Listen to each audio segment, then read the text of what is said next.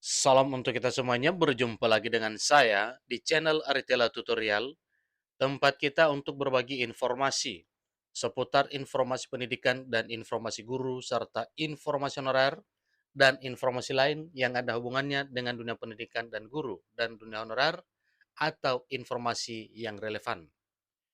Pada pertemuan ini, saya menyapa seluruh Bapak Ibu honorer setanah air yang selalu setia melaksanakan tugas tanpa mengenal lelah dalam melaksanakan kegiatan pelayanan publik di instansi pemerintah pusat, demikian dengan instansi pemerintah daerah. Saya yakin bahwa Bapak Ibu honorer selalu semangat, selalu menunjukkan kinerja, dan selalu dalam keadaan sehat walafiat. Informasi terkini Bapak Ibu terkait dengan nasib para tenaga honorer, di sini disampaikan bahwa Menteri Pendayagunaan Aparatur Negara dan Reformasi Birokrasi Menpan RB pastikan dua kategori tenaga honorer ini diprioritaskan dalam pengangkatan P3K.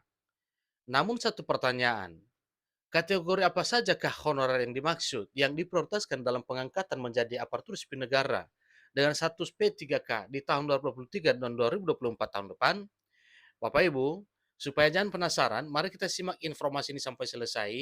Dan bagi Bapak Ibu yang sedang menonton, demikian dan Bapak Ibu yang mungkin baru menemukan informasi melalui channel ini, jangan lupa beri dukungan dengan channel ini dengan cara like dan subscribe, share, dan komen, serta nyalakan tombol notifikasinya supaya semua informasi yang disalurkan melalui channel ini selalu update di layar Bapak Ibu.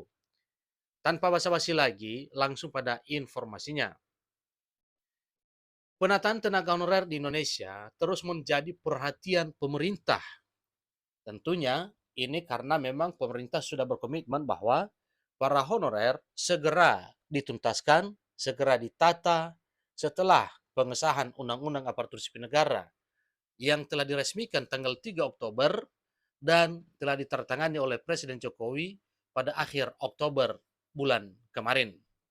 Nah, Bapak Ibu, terkait dengan hal ini, suatu hal yang wajar kalau nasib para honorer menjadi perbincangan publik dan menjadi PR bagi pemerintah bersama dengan DPR RI dalam hal merancang mekanisme yang mana mekanisme dimaksud adalah peraturan pemerintah sebagai pelaksana dari Undang-Undang ASN tersebut dalam hal melindungi para honorer.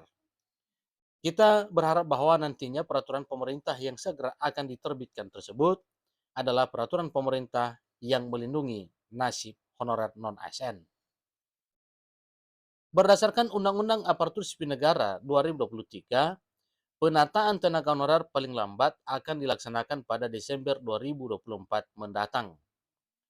Saat ini pemerintah melalui Kementerian Pendayagunaan Aparatur Negara dan Reformasi Birokrasi Menpan RB sedang menyusun rancangan peraturan pemerintah turunan Undang-Undang ASN 2023.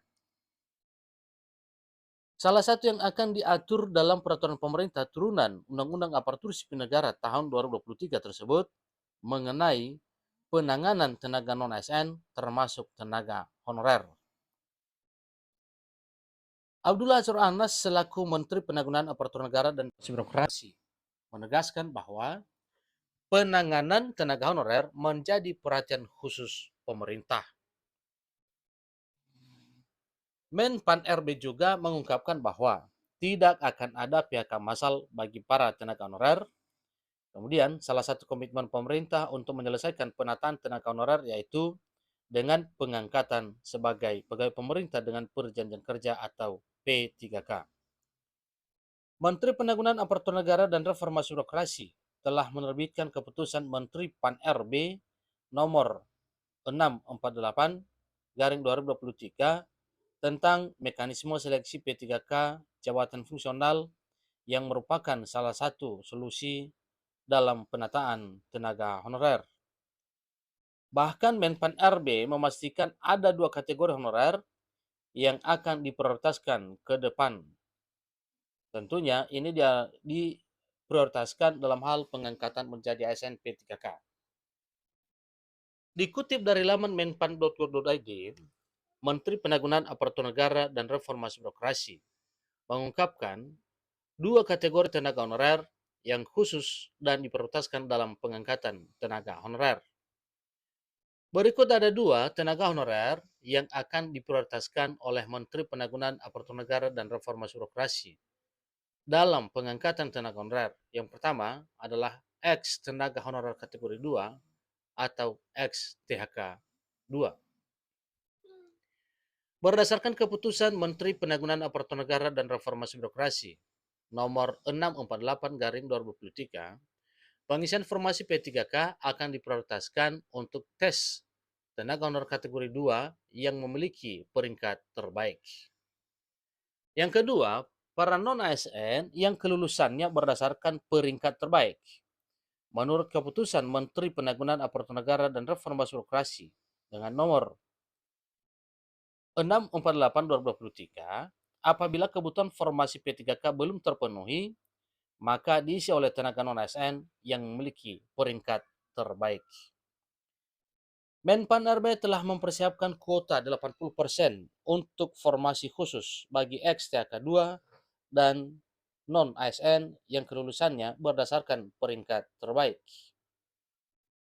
Sedangkan kuota 20% akan diberikan oleh Menpan RB untuk formasi umum di mana kelulusannya berdasarkan nilai ambang batas peringkat terbaik. Menpan RB mengatakan bahwa pemerintah menempatkan tenaga honorer yang telah mengabdi untuk diprioritaskan terlebih dahulu agar masuk ke P3K. Itulah dua kategori honorer.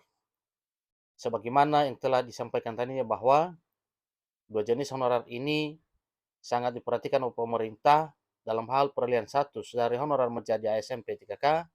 Tentunya ini adalah satu yang kita tunggu-tunggu. Semoga nantinya Bapak Ibu honorer bisa kebagian ya atau bisa terakomodir menjadi aparatur sipil negara. Bapak Ibu honorer yang saya hormati, tentu ini adalah satu hal yang perlu diketahui dan perlu disimak oleh Bapak Ibu. Karena memang terkait dengan golongan honorer, sebagaimana juga disampaikan sebelumnya bahwa honorer yang telah terdaftar dalam database PKN. Namun, disampaikan akhir-akhir ini bahwa tidak hanya honorer yang telah disertai SPTJM atau yang telah terdaftar dalam database PKN yang diprioritaskan untuk diangkat. Malah honorer lain juga yang mungkin belum terdata di database BKN, tetapi datanya valid atau tidak, itu adalah satu hal yang bisa kita tahu nanti bagaimana penilaiannya setelah hal ini akan diteruskan.